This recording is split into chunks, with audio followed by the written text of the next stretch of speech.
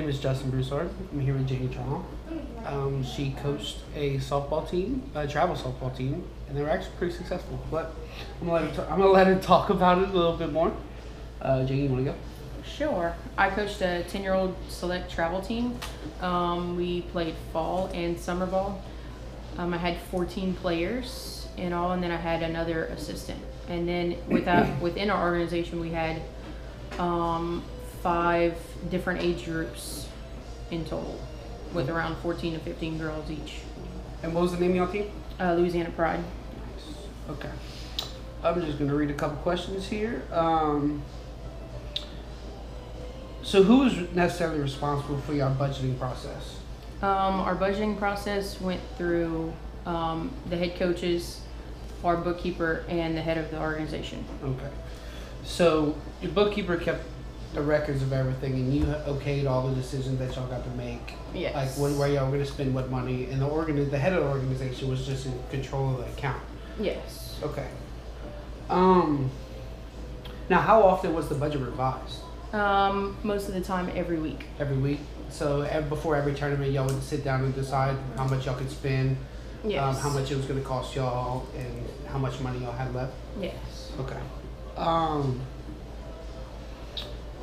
Now, did all employees have access to the account? No.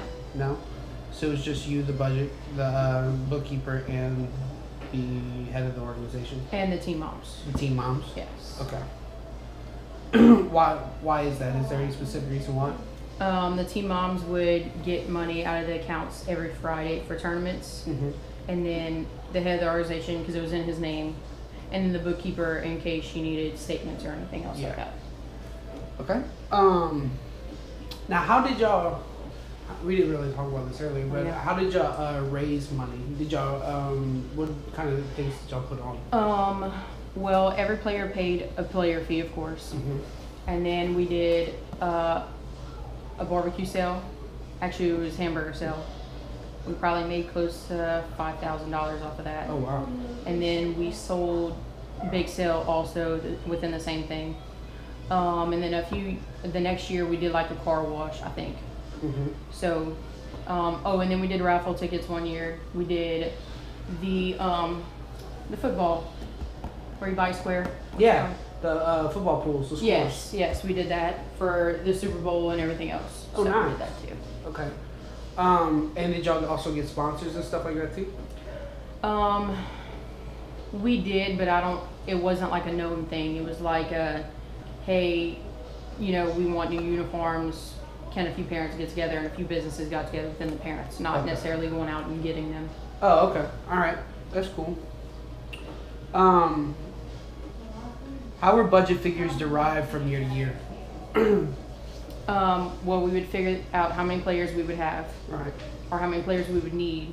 Then that would come about to what we're charging per player. The year that I coached, it was $750 per person. The next year was $1,000 per person, and then the amount of players never changed at that point. It was just because we needed more for tournaments. Right. And then it was based off of how many tournaments and where the tournaments were, because certain tournaments were 200, certain tournaments were 500. Yeah. And then certain age groups were more because of their tournament fees also. Okay. So I guess, and then how many coaches were paid on staff? Because when I was there, we had 3. I think now they have 4. Yeah. Okay. Now, what do you believe that the 3 most important things that affected the way the budget was ran? Definitely how many tournaments you're going to play. Definitely if you are going to have paid coaches or not. Because if you didn't, then we wouldn't have needed so many, Right. So much money. And then, I guess how many players would actually be on your team or not. Right.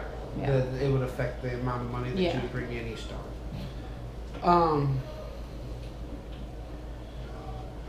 Who in the organization was the most accountable for the accounts? The head of the organization. The head of the organization, just because it was under his name, and if anything ever went wrong, he was accountable. Exactly. Okay.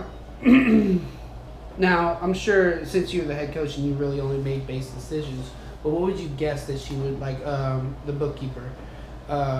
What kind of applications that she might have used? I would assume she used Quicken Books. Quicken Books. Yeah, I would assume. Yeah. Okay. Well, that's really it, Janie. Thank you for sitting down with me. Thank y'all for watching. And that's it. All right.